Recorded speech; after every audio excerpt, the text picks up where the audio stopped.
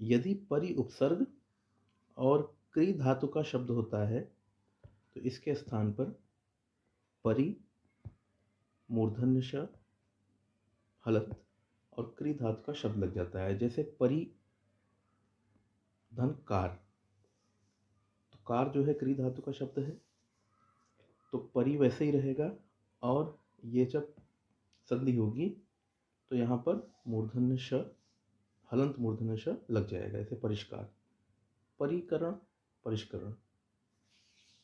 अगले नियम में क्या है कि त या द वर्ण के साथ अगर च या छ वर्ण का मेल हो तो त या द वर्ण के स्थान पर च हलंत हो जाता है। इसका उदाहरण स्पष्ट है। सत धन चरित्र, सच्चरित्र, उद्धनचारण, उच्चारण। यहाँ पर आधा च हो जाता है, च हलंत हो जाता है। अगला नियम क्या है कि त या द जब ज और झ से जो है इनका वो होता है, संधि होती है, तो ये ज हलंत में कन्वर्ट हो जाता है। जैसे देखिए उदाहरण में सत धन जन बराबर सज्जन, यावत धन जीवन बराबर यावत जीवन। अगले उदाहरण में त या द जब ड और ढ से मिलता है तो इसके स्थान पर ड हलंत हो जाता है। त का एग्जाम्पल है उद्दंडयन बराबर उड्डयन और भवदंड डमरू बराबर भवट डमरू। तो और अगला नियम है त या द हो और वो जब ल से मिलता है तो ल हलंत हो जाता है। जैसे उद्धन लेख बराबर उल्लेख, जो द है वो कन्वर्ट होके ल हलंत में हो जाता है उल्लेख। उद्धन लंघन बराबर उल्लंघन। अगला नियम है कोई भी स्वर और जब छ मिलता है तो इसके साथ ये क्या हो जाता है, कोई भी वही स्वर प्लस आधा च और छ में कन्वर्ट हो जाता है। मतलब छ वैसे ही रहता है और आधा च आ जाता है। जैसे अनुच्छेद अनुच्छेद हो जाता है, अनुधन छेद बराबर अनुच्छेद हो जाता है। आधन छादन बराबर आच्छादन। तो इस तरह से ये कन्वर्ट हो जाता है। आ या आ को छोड़कर कोई भी स्वर हो और वो अगर स का मेल होता है तो स वर्ण मूर्धन्य श वर्ण में बदल जाता है। जैसे अभिधन सेक बराबर अभिषेक हो जाता है। शब्द में न वर्ण हो और न से पहले री आए, य आए, र आए या मूर्धन्य श आए तो न के स्थान पे अड़ हो जाता है। यानी कि ये अड़ जो होता है न का मूर्धन्यकरण हो जाता है। ये मूर्धन्यकरण रूप है न का अड़। तो पूर्व धन्ना बराबर पूर्ण हो जाता है। तो ये इस तरह से ये व्यंजन संधि के नियम हैं, कुछ प्रमुख नियम हैं। विसर्ग संधि के बाद आता है विसर्ग संधि।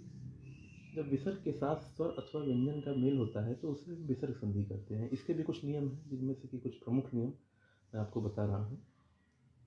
जब विसर्ग के बाद च या छ, ट या ठ, त या थ आता है तो क्रमशः विसर्ग का श, मूर्धन्य श और स में कन्वर्ट हो जाता है। जिस तरह की उदाहरण में दिया गया है, नि प्लस चल बराबर निश्चल। ये जो है श में कन्वर्ट हो गया है, श हलंत निश्चल आधे श में। धनु धन टंकार बराबर धनुष टंकार। निधन तेज बराबर निस्तेज। तीनों के उदाहरण ये दिए हुए हैं। इसमें दूसरा इसका नियम है, जब विसर्ग के बाद ये तीनों स होते हैं तो विसर्ग में कोई परिवर्तन नहीं होता है। तो विसर्ग में कोई परिवर्तन नहीं होता है। दूसरा नियम है, विसर्ग के बाद क, ख या प, फ होता है तो विसर्ग में कोई परिवर्तन नहीं होता है। और तीसरे में है, विसर्ग के पहले ई या ऊ हो तो विसर्ग का मूर्धन्य श हो जाता है हलंत। जैसे नि धन संदेह, तो ये निसंदेह ऐसे भी लिख सकते हैं, या तो इसमें एक चीज़ और है, ये विसर्ग जो है आगे के व्यंजन का रूप ले लेता है, जैसे निस्संदेह, विसर्ग ने आगे के व्यंजन का रूप ले लिया। दूसरा जो है अंतःधकरण, अंतःकरण कोई परिवर्तन नहीं है। इसी तरह ई ऊ वाले में जो सी लिखा हुआ है, सिर के पहले ई या ऊ हो तो विसर्ग का मूर्धन्य श हो जाता है। तो निकपट, निष्कपट, दुकर, दुष्कर। अब इसमें तीसरा नियम है कि विसर्ग से पहले अ या आ से भिन्न कोई भी स्वर, विसर्ग के बाद कोई स्वर, किसी वर्ग का तीसरा, चौथा, पांचवा वर्ण या य, र, ल, व, ह में से कोई भी वर्ण हो तो विसर्ग का र में परिवर्तन हो जाता है। जैसे देखिए दू, ये क्या है, अ और आ से कोई भिन्न स्वर है विसर्ग के पहले, तो ये कन्वर्ट हो जाएगा दुरुपयोग, दुरुपयोग। तो विसर्ग का जो है र में परिवर्तन हो जाता है, तो ये दुरुपयोग। इसी तरह दो धन लब बराबर दुर्लभ, नी धन मल बराबर निर्मल।